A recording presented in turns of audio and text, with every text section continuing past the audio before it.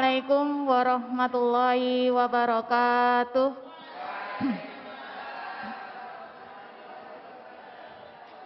Bismillahirrahmanirrahim. Alhamdulillahilladzi hadana lihada wa ma kunna linahtadiya laula an hadanallah. Laqad ja'at rusulu rabbina bil haqq wa nudu antil kumul jannatu ristumuha bima kuntum ta'malun. Asyhadu an la ilaha illallah wa asyhadu anna Muhammadan abduhu wa rasuluhu sallallahu alaihi wasallam wa ala alihi wa ashabihi amma ba'd. Bismillahirrahmanirrahim. Puji syukur atas semua pemberian dari Allah. Kita hari ini masih diberikan nikmat umur panjang, dalam keadaan sehat walafiat, masih diberikan keimanan, limpahan hidayah. Maka dari itu sahabat ikram semuanya yang ada dimanapun berada, kita ucapkan syukur alhamdulillahirabbil alamin. Sahabat ikram yang ada dimanapun, izinkanlah saya untuk menceritakan sebuah alkisah. Pada suatu hari, Rasulullah Shallallahu Alaihi Wasallam duduk-duduk bersama para sahabat. Rasulullah menceritakan tentang kisah 4 orang solih. 4 orang solih yang mana mereka dari kaum Bani Israel. Inti dari ceritanya adalah hidup selama 80 tahun mereka tidak pernah berbuat maksiat sedikit pun. Kehidupan mereka selama 80 tahun mereka gunakan hanya untuk menyembah kepada Allah. Tidak pernah terbesit sedikit pun masalah duniawi untuk mereka. Jadi selama 80 tahun kehidupan mereka gunakan untuk beribadah kepada Allah tanpa mengkhianati Allah, tanpa durhaka kepada Allah sedikit pun. Nabi menyebutkan, yaitu yang pertama Ayub, yang kedua Zakaria, yang ketiga Hizkil ibnu Ayus, kemudian yang keempat Yusa ibnu Nun. Mendengar Nabi bercerita kisah 4 sahabat yang faham, yang sangat luar biasa sekali ibadahnya. Para sahabat berdumel, saling berdumel, saling ngobrol sama temannya. Masya Allah, subhanallah ya Rasulullah. Adakah orang seperti itu? Adakah hamba Allah yang seperti itu? Betapa solih-solihnya mereka. Mereka tidak pernah diseliputi oleh hawa nafsu. Mereka melewati bisikan-bisikan setan dengan tetap khusyuk dan tawaduk beribadah kepada Allah. Kok bisa Nabi? Kok bisanya enggak ada ya? Itu bahasa kita aja. Kok bisa? Bagaimana bisa itu Nabi? Ya Rasulullah, bagaimana bisa mereka mengerjakan itu semuanya?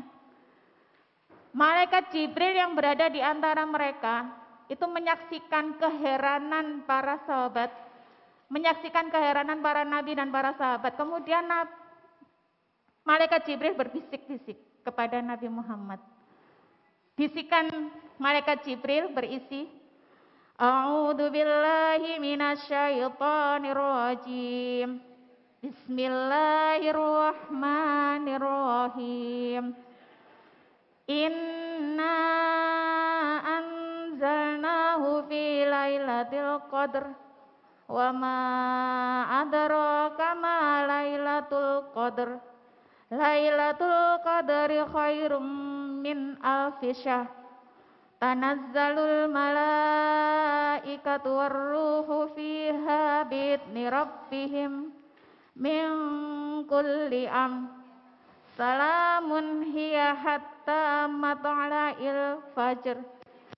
Wahai Muhammad, umatmu loh merasa kagum dengan ibadah 4 orang soleh yang kamu ceritakan tadi selama 80 tahun tanpa berbuat maksiat sedikit pun. Sekejap mata pun mereka tidak pernah berbuat maksiat.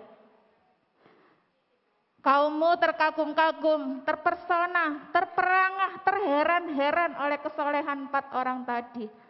Tapi tahukah kamu, ada yang lebih baik daripada yang mereka kerjakan selama 80 tahun. Apa itu para sahabat ikram? Tidak tahu. Lailatul Qadar, seperti yang saya bacakan tadi. Ternyata ketika Nabi bercerita tentang kisah 4 orang tadi itu, Malaikat Jibril membisikkan pada Nabi Muhammad bahwa selama 80 tahun yang mereka kerjakan tanpa berbuat maksiat sedikit pun, itu bisa kita dapatkan juga. Bagaimana caranya? Dengan menggerebek, dengan mengepolkan ibadah kita selama 10 hari di akhir bulan Ramadan. Sahabat ikram, saya guru matematika ya, saya hitungkan ya, 1000 bulan itu berapa tahun? Coba kalau punya kalkulator boleh dihitung. 1000 dibagi 12 bulan. 83 tahun lebih ya, lebih sedikit gitu. Nah, 4 orang soleh tadi menempuh ibadah selama 80 tahun tanpa sekejap mata pun berbuat maksiat. Tidak hanya memikirkan urusan duniawi saja. Terus kita yang sudah diberikan jalur akselerasi oleh Allah, kita hanya bisa menempuh selama 10 hari saja. Bukan seperti orang-orang yang tadi 80 tahun, kita hanya dikasih 10 hari. Terus kemudian kita dikasih pilihan oleh Allah. 1, kita menyia-nyiakannya. Ataukah yang kedua, kita ambil kesempatan itu untuk mengepolkan ibadah kita. Pilih yang mana, Ustaz? Nah, pilihan itu ada pada diri kita. Harapan kita, yang sebentar lagi kita akan meninggalkan 20 hari puasa yang sudah kita lewatkan. Dan kita akan menjumpai 10 hari terakhir. Harapan kita adalah kita lebih tingkatkan lagi ibadah. Persingkatkan terlebih dahulu urusan duniawi. Jangan 24 jam kita uruskan urusan duniawi.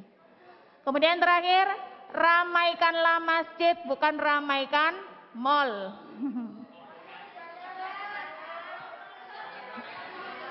Ya.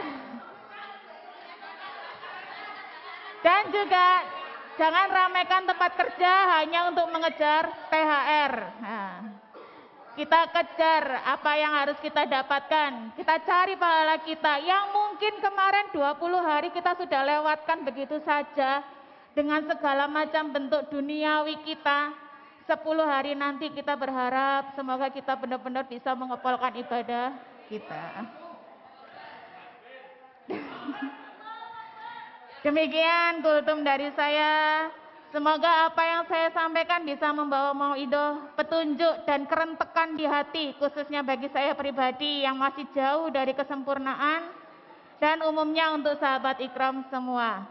Banyak hilaf dan salah dari saya minta maaf. Akhirus salam, wassalamualaikum warahmatullahi wabarakatuh.